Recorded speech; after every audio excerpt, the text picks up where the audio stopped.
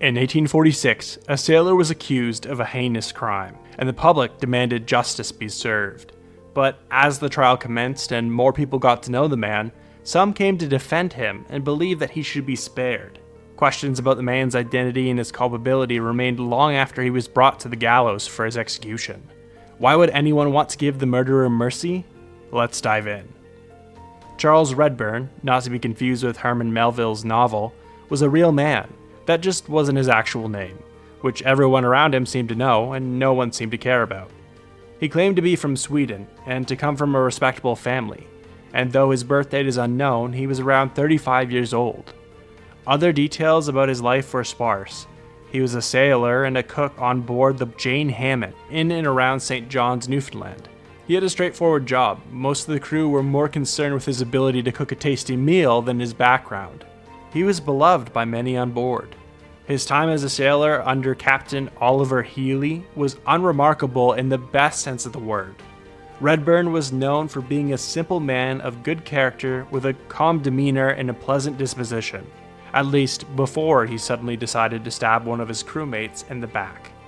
The day before he made this horrific choice, he was enjoying his day off during what would have been a typical shore leave. The boat was docked in St. John's on November 3rd, 1846. Redburn made his way into town and drank himself through the night, as many sailors did, only reappearing on the deck the next day, still heavily intoxicated and with a bottle of whiskey in his hand. The ship set off on its next voyage, and a drunken Redburn began to prepare breakfast while sharing his whiskey with the crew. Many of the crew decided to take advantage of his inebriated state and teased him. The joking only appeared to upset Redburn, which is probably what they were going for. He sulked as he continued to prep the food. A crew member named Carling approached him to collect his breakfast. Instead of a hot meal, Redburn sneered at him, saying, "I've done a damn sight too much for the whole of you already." Carling was offended. Though he had taken part in the teasing, he hadn't taken any of Redburn's drink like he was implying. He said if Redburn wasn't going to serve him, he would take the breakfast for himself. "Fine," Redburn responded. "If you don't take it now, I'll throw it at you." After their initial spat, Carling muttered some other choice words and returned to the galley. But Redburn was still simmering, the alcohol fueling his angry thoughts, and he left his station to visit Carling at his table. Redburn laughed in his face as he ate, reminding Carling that before he had someone cooking his meals for him, he probably ate boiled potatoes like a poor man, which was a killer burn in the 1800s. Other sailors apparently took offense to the potato comment, since they had all been raised on it as well. Carling got up and shoved Redburn violently back up against the doorway. Carling held him there by the collar of his shirt, looked him dead in the eyes and said, "If you're a man, then come and fight me after breakfast. We'll see what smart words you have to say then." Carling then let him go and walked away. Now the boat was buzzing from the confrontation, while a furious Redburn retreated to the kitchen. He borrowed a knife from one of the crew, claiming that he was going to chop meat, but instead, he took it to a grindstone to sharpen it. He took the knife and a bowl of hot water he had used to cook with him back to the galley. He approached Carling again, and before the two men could get into another heated exchange, Redburn splashed the boiling liquid into his face. Carling reeled back in surprise, but before he could do anything, Redburn took the knife he held and plunged it into Carling's back. Carling withered in pain and screamed as he ran into the arms of his fellow crewmates before collapsing to the ground. Redburn didn't have anywhere to go, so he immediately gave himself up, confessed his actions to Captain Healy, and was placed in the brig. The ship quickly returned to St. John's Port, and Carling was rushed to hospital. But after several hours, he died from his injuries. News of the murder spread like wildfire, and soon crowds formed outside the ship, calling for justice. Redburn was dragged before a court of law and charged with the killing. However, due to the seriousness and potential penalty, the Supreme Court was called in to weigh on his guilt. On an emergency basis, they convened a lot quicker than they normally would, on November 24th. Since everyone involved and any potential witnesses were sailors and were likely to leave the area soon. The Supreme Court confirmed the charges, but Redburn pleaded not guilty, so a proper trial would commence. The trial began with witness testimony from the sailors and the captain. A sailor named John Burns testified. He had witnessed part of the confrontation and was one who took offense to Redburn's potato comments, and he relayed much of what was known about this exchange. The defense pointed out that he had been heard bragging to other crewmates that he knew Redburn would be hanged. He even went as far to say that his testimony would put the nails in his coffin. Clearly, he had some sort of vendetta against Redburn, or just took Comet's disparaging potatoes very, very seriously. Either way, the accuracy of his testimony was called into question. Captain Healy actually gave a remarkably good character assessment of Redburn. As a sailor and a cook, he was known as competent and hardworking. He hadn't had any incidents like this in the past and was generally well liked.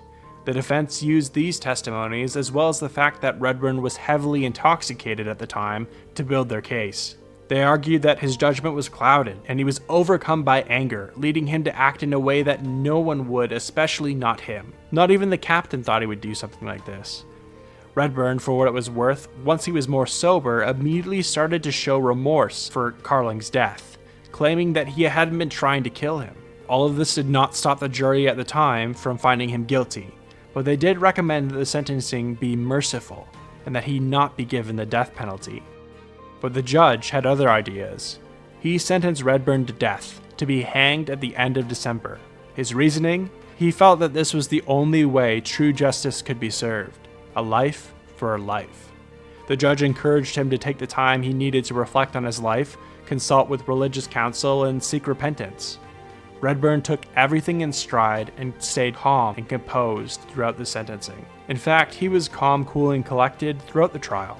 His manner, which contradicted the vicious killer that prosecutors tried to paint him as, caused onlookers to question their initial call for his blood. Many of them thought of Redburn as someone who may have been misunderstood. The way he answered questions revealed a more thoughtful, reflective side that drew some supporters and eventually swayed public opinion to his side. They bought into the defense's story that this was a moment of alcohol-induced rage that he had been provoked into committing. Not everyone was on the same page, with some advocating for his death on the basis that the crime had been vicious and deliberate, and the witness testimony that he had taken a knife to the grindstone in preparation for the murder proved premeditation. Most didn't question if he was guilty, but they did question the use of the death penalty. Sentiment against the use of capital punishment was starting to change around this time, with many arguing that this was just too much for what they saw as a violent outburst. As the local gossip continued, more supporters of Redburn emerged. The literature notes that he had many fans, especially women.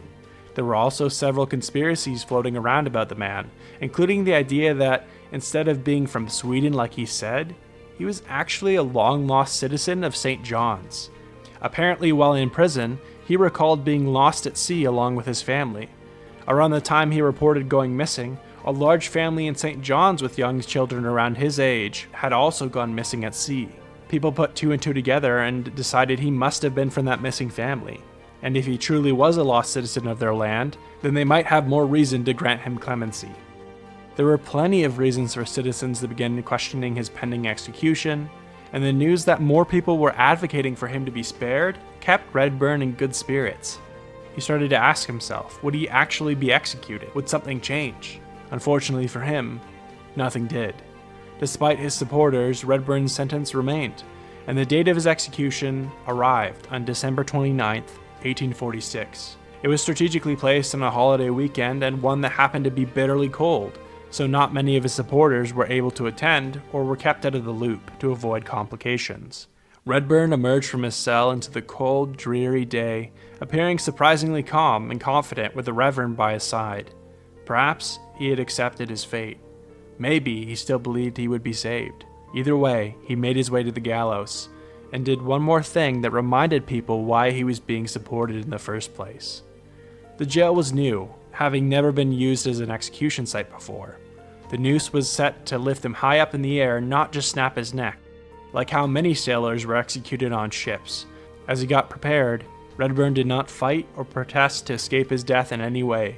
The hangman struggled to set up and properly adjust his noose in the cold.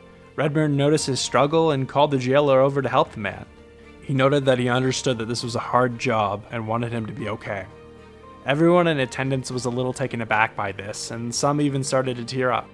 Why would he care about the man who was preparing him for his death? And maybe that was just the person who Redburn was, the person that many had seen during the trial. The hangman activated the hoist. He was lifted up to his death. In the cold, his body froze while it was still hanging. Charles Redburn, or whatever his actual name was dead. His supporters were left to grieve once they found out, and his executioners, including the hangman, were left to consider whether he deserved death. Ultimately, a caring man who had made a terrible mistake. What do you think of the execution of the sailor Redburn? Was the public support warranted, or was this a clear-cut case of murder? Was the death penalty a proper punishment? This true story was adapted from the 1895 novel Old Time Tragedies, celebrated case before the courts in St. John, New Brunswick by William Kilby Reynolds. Let me know what you think, and don't forget to subscribe. Thanks for listening.